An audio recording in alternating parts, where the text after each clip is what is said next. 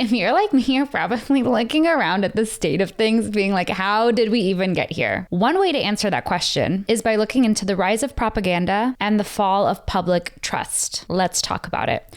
Welcome back to Stay-at-Home Feminist. Your soft girl era starts here, along with the fall of the patriarchy. I'm your host, CC Binks, and before we dive in, remember to like, comment, subscribe, do all the fun things. We're a new show. We really want to know how you're feeling about us. Also, the alt-right pipeline does not like opinionated women on the internet. So my feminist, activist, beautiful community, your support is appreciated now more than ever that the manosphere has found some of my videos. The loud minority is in the comment section. So we would love a loud majority of beautiful, feminist, amazing people in the comment section. All right, see you there.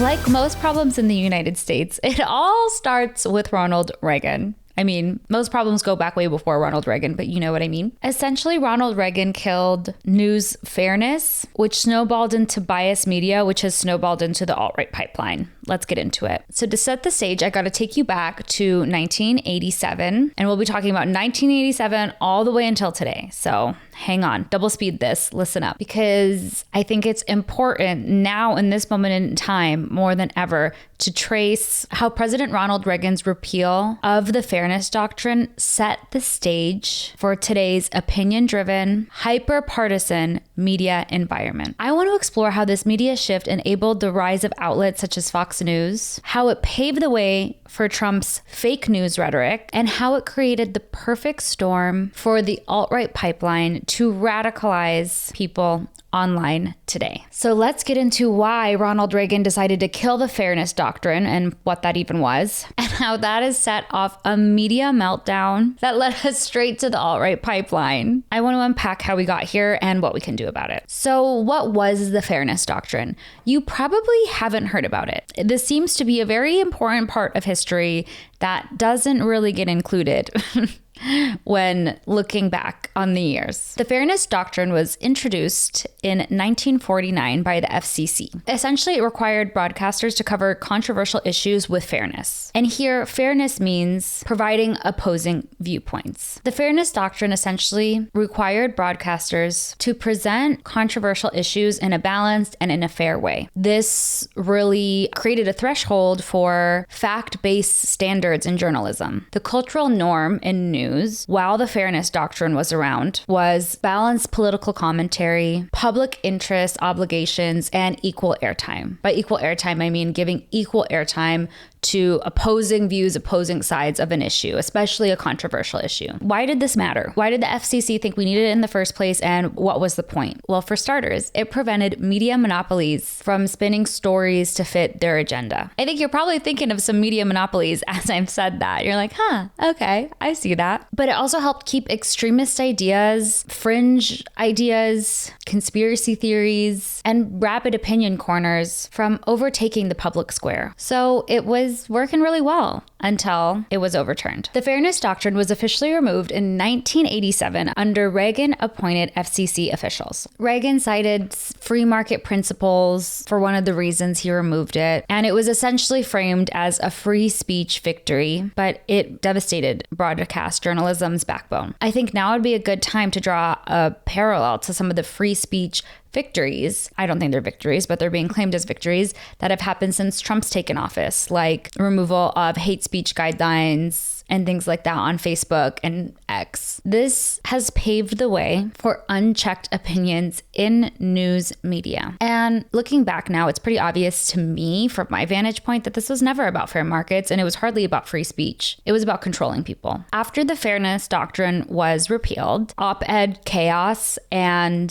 talk radio came to the forefront. One of the most notable figures that was in talk radio who really capitalized on not needing to be fair and not needing to be factual, along with not needing to be kind, is Rush Limbaugh. If you don't know who Rush Limbaugh is, he essentially mass produced this fire to brimstone sort of talk radio that was like partisan and scandal driven and not the opposite probably of fair and biased. What you see on Fox News today, like Rush Limbaugh trailblazed the path. Rush Limbaugh ran so Fox News could walk. And you might be wondering, what did Rush Limbaugh do that was so unfair or biased or downright racist, homophobic, or misogynistic? Let's dive into a few examples just to give you guys a little taste of who we're dealing with here. Limbaugh was known for frequently mimicking and mocking African American vernacular English, also known as AAVE. He would do this, especially when mocking Black leaders, including Jesse Jackson and Al Sharpton, often using exaggerated voices and accents for comedic effect, but I mean, that's not very funny to me. In 2012, when Sandra Fluke testified before Congress about birth control coverage, Limbaugh called her a slut and a prostitute on air. He claimed that she wanted taxpayers to pay her for having sex. He was so demeaning about this that it sparked national outrage, and there were even advertiser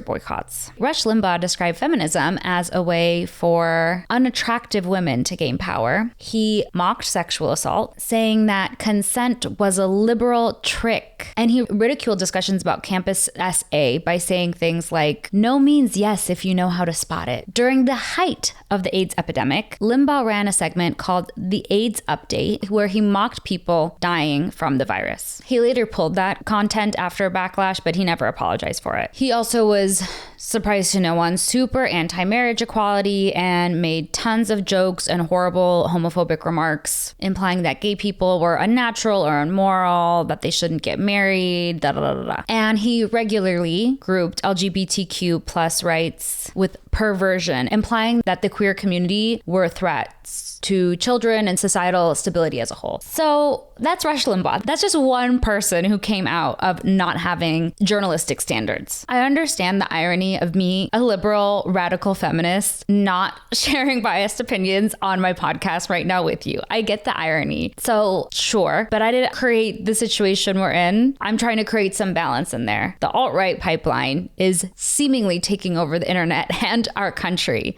So yeah, I'm going to talk my shit. But I think it's really important to look back on people like Rush Limbaugh to see how we got where we are today. And he started spouting off at the mouth right after the Fairness Doctrine was repealed. So the correlation is very, very clear. And when you look at Rush Limbaugh as a journalist, as someone giving people information, he wasn't just pushing his opinions, he was normalizing bigotry. He mocked AIDS victims. He called women sluts for asking for health care. He played minstrel parodies on air. So if you're sitting there wondering how we got Fox News and fascist podcast bros, start with Rush Limbaugh. Start with the Fairness Doctrine. He walked so the alt-right pipeline could rage click, okay? After Reagan repealed the Fairness Doctrine in 1987, America saw a slow but seismic shift in how news was presented. Suddenly, balance wasn't required, and that shift really came to life with cable news in the 1990s. So in the 90s, cable news had entered the chat. CNN had already launched in 1980, actually, but by the mid-90s, we had MSNBC, Fox News, yada, yada, yada. Fox was kind of the game changer, though. In 1996, Rupert Murdoch and Roger Ailes debuted Fox Network with its infamous slogan, fair and balanced. Yeah.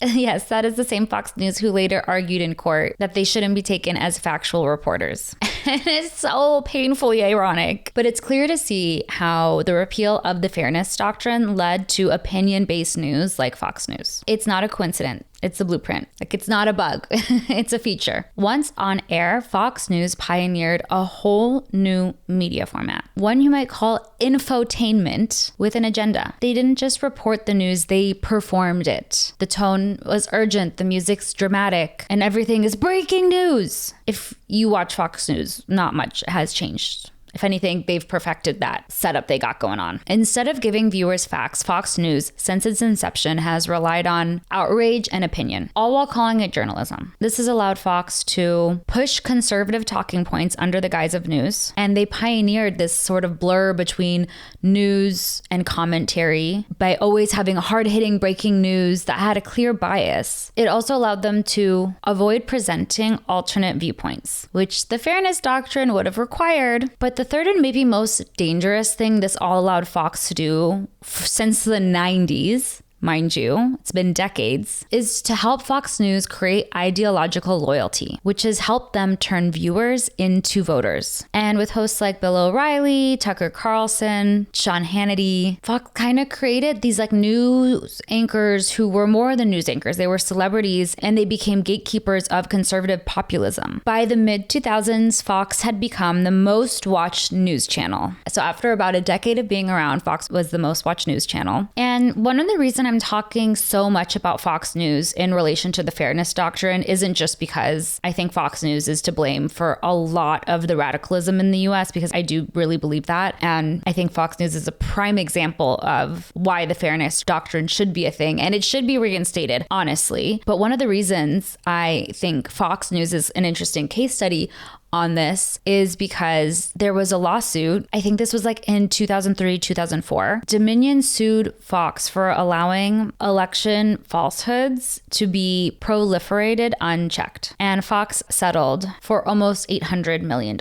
This case is sort of a precedent showing that, you know, the line between journalism and opinion can be crossed, but without the fairness doctrine, unfortunately, it rarely is. But as we know, that did not lose Fox any credibility. They've had multiple lawsuits against them, and their viewership that's their man, and they're gonna stick by him more than ever, you know? So what does that mean for today? I think the two most prevalent heads of the snake today that we need to deal with if we want any sense of peace and law and order and justice going forward, like as a society, is to understand and figure out / fix the alt-right pipeline, and two, to really understand the way that Trump has been able to take the low standard of journalism we have in the US without the fairness doctrine, coin it fake news, turn it on its head, and leave a lot of Americans really confused about who they can trust and not knowing where to turn. And like the alt-right pipeline plus Trump doing that has created like double funnels for a lot of extremism and a lot of hate and chaos. So how does this all connect to the alt-right pipeline? This kind of format did not stay contained to Fox News or Rush Limbaugh. It became a template for right-wing radio, blogs, YouTube channels, and eventually like full-on extremist content creators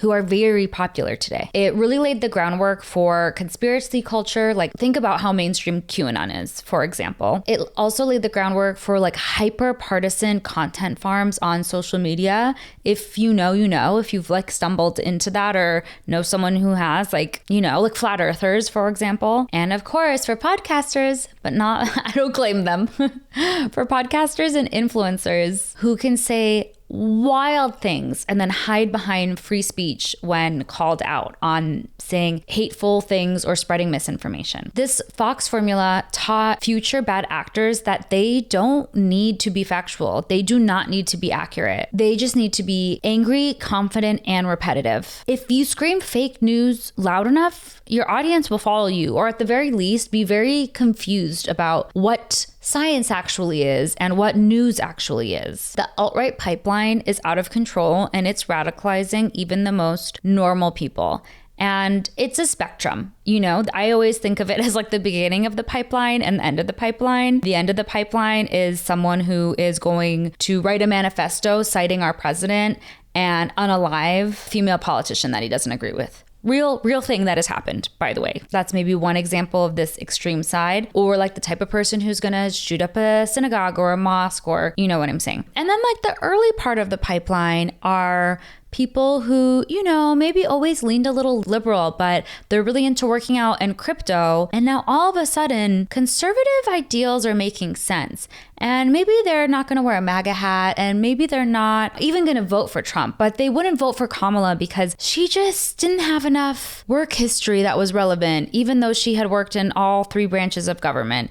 You know, that sort of thing. So it's a spectrum. I want you to think about the alt-right pipeline in that way. That's why it's called a pipeline. Like, are you in the beginning of the pipe, the middle of the pipe, the end of the pipe, somewhere in between? Like, it is a pipeline. It doesn't mean that just because you're in the alt-right pipeline, you're like super conservative, extremist, misogynistic, homophobic. But I think, especially living under the patriarchy, the beginning of the alt-right pipeline makes a lot of sense to people who have spent their whole life being indoctrinated by the patriarchy to think that like straight white male is the best thing you can be, and like a gay person or a woman or a black person or whoever isn't as good, because again, the patriarchy and white supremacy are besties holding hands, convincing everyone that that is the standard and everyone else is like less than or second class citizens. So when you've grown up with this ideology and you've had the privilege to not have to question it, when you go on the internet and look at your little gym video or look at your little crypto finance video because you want to learn this and that, and then 3 videos later you're like starting to get into the alt-right pipeline, like it's not immediately going to be people telling you to Roman salute or whatever. It's going to be subtle and it's going to be sneaky, and that's how it's radicalized. And it is subtle to people because this women hating, racially insensitive, homophobic, or probably not racially insensitive, flat out racist, like ideologies are structures that are holding America up systemically. On top of this, like cultural systemic norms that the patriarchy like presets for us, the internet capitalized on that with the algorithm, which is essentially like working as a conveyor belt to extremism. Let's just start with YouTube, for example, because we all know someone's dad or ex, that high school friend who just watched like one video and came back quoting like Ben Shapiro or Joe Rogan. Do you know how many men I talk to that just like sound like a Joe Rogan podcast now? And I'm literally just like, how did we get here? And because I know the men of the internet are going to hate this, because it's very hard for you to know that you are in the alt-right pipeline when you are in there. It's a lot easier to see the pipeline when you're standing away from it. Let's talk about some facts and figures so you know that this isn't my opinion. I mean, it is my opinion, but there are studies that prove this. In 2018, an MIT study found that false political information spreads 6 times faster on social media than factual reporting. 6 times faster. And according to a 2019 internal investigation into YouTube, they found that YouTube's own algorithm would nudge users towards increasingly extreme content. Remember that pipeline? That's the nudge. You start here looking at a financial literacy video and you just get like nudged a little nudge, and then whoof, all of a sudden you're in the alt-right pipeline. So this internal investigation at YouTube found that even if people aren't looking for extreme content, YouTube's algorithm would nudge people there. And that's not unique to YouTube. Platforms like Facebook, YouTube, TikTok, Reddit, they're all designed to reward engagement, not accuracy. That's what rage bait is, but rage bait is like the norm now. On top of like the algorithm of it all, actual news sources on the internet are also part of the problem. There's this whole slew of faux intellectualism meeting fringe extremism that is just so normal now. You know the vibe. Sites like Breitbart, Daily Wire, InfoWars, they like package extremism into a nice tidy little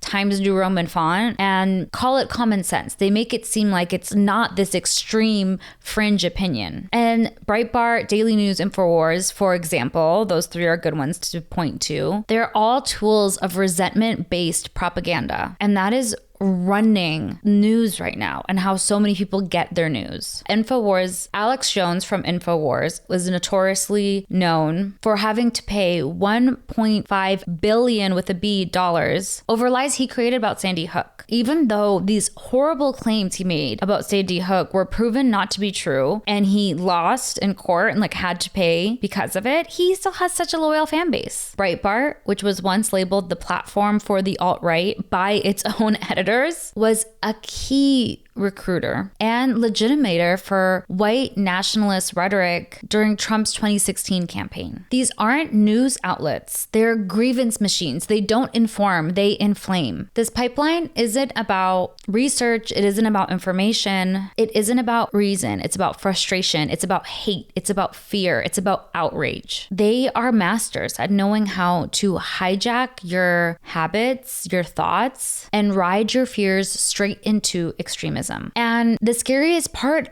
of this is like the recruitment tool aspect of this. The pipeline is targeted. It's not accidental. They know who to radicalize. Their target demographics are people who experience cultural displacement, for example, such as white teenage boys who feel left behind or rejected by the cute cheerleader. They go for straight men struggling with relationships in a world where women want to be treated like equal. And they hook them in with like incel logic and trad wife nostalgia. They go after middle class and low income families who are stressed about finances or the changing times. And they blame immigrants, they blame trans kids, they blame DEI. According to the Defamation League, over 25% of Gen Z males report being exposed to alt-right or white nationalist content and talking points online without even realizing it. Like they're being exposed to this without even realizing it's extremist because it's so normal for them to see this kind of stuff, which sort of feels like the same sort of like grooming and tactics that like cults use. Like the pipeline isn't about critical thinking. It's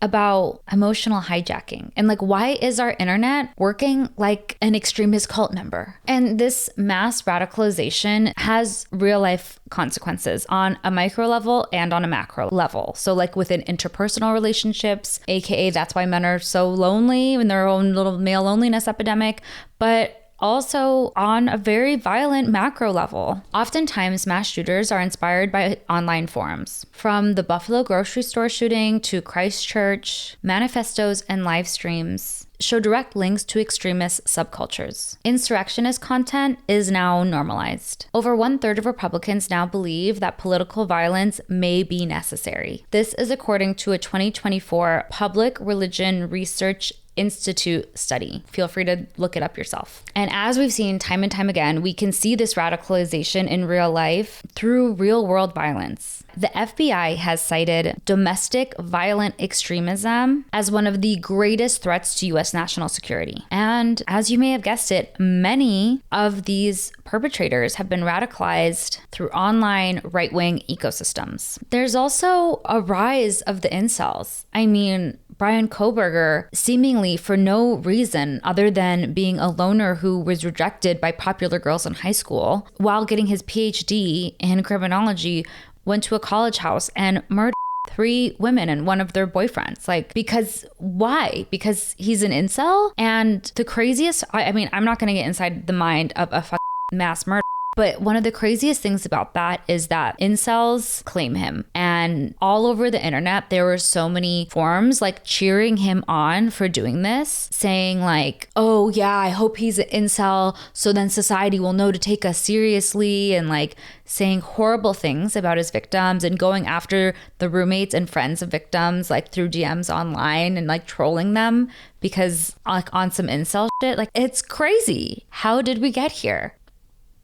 Now you know, it's Ronald Reagan's fault. The alt-right pipeline is a radicalization machine. It starts with Ben Shapiro screaming about how you should destroy feminists and some guy defending the January 6th insurrection. Like, there's so many different parts of this pipeline and so much violent rhetoric and ideals and ideology being upheld here. And the scariest part of the way that the internet is manufacturing this pipeline is that the things people are learning, the things people are saying, it doesn't need to be true. Oftentimes, it's not true. It just needs to feel right to the viewer. And that's how they get you. And if we want to take it full circle, because I know we're all wondering, how the F did we get here? How is this man our president again? I thought we learned this lesson already. Let's talk about how Trump collapsed trust and weaponized disbelief. By the time Trump entered politics, the media landscape had already been severely warped. He didn't need to build the distrust, which was essentially a result of Reagan repealing the Fairness doctrine. He just needed to exploit it. And boy, did he exploit it. Fox News had already shown viewers how to dismantle or just totally discard any information that contradicted their worldview. And Trump ran with this, calling every headline he didn't agree with fake news,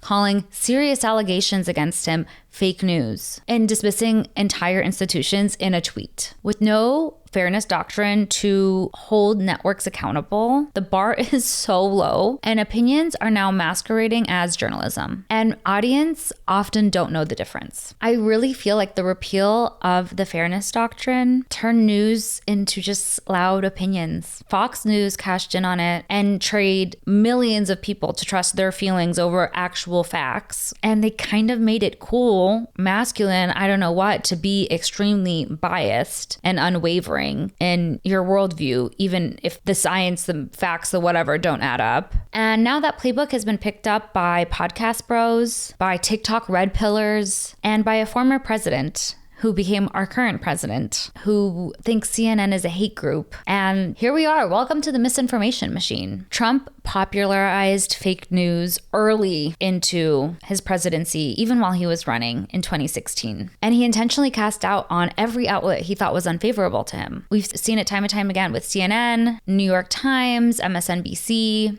and even Fox News when he wasn't happy with what they were saying about him. The result of Trump labeling credible news sources that he doesn't agree with as fake news has led in distrust in media across the board, especially among his base. It's also resulted in a collapse of truth standards. People commonly now reject inconvenient facts like election results and COVID info by just saying, oh, that's fake news. That's fake news. And it's also created this sort of false equivalency of like, well, Fox News is biased, but so is CNN. So no one is ever held accountable and no one is able to hear the other side. And everyone is seemingly in an echo chamber. And even if you try to hear someone out, like when someone's talking to me in Fox News points, like I can't take anything they're saying seriously. I'll be honest, you know? And I get how I probably sound that way to people. But like, how are we ever going to have a conversation and find some middle ground if things just get more extreme and the lack of trust gets bigger? It's just like the chasm just keeps getting wider and wider. Like you can't debate with someone who thinks that rules don't apply to them or to reality or to institutions or to common sense. Like you can't have those conversations.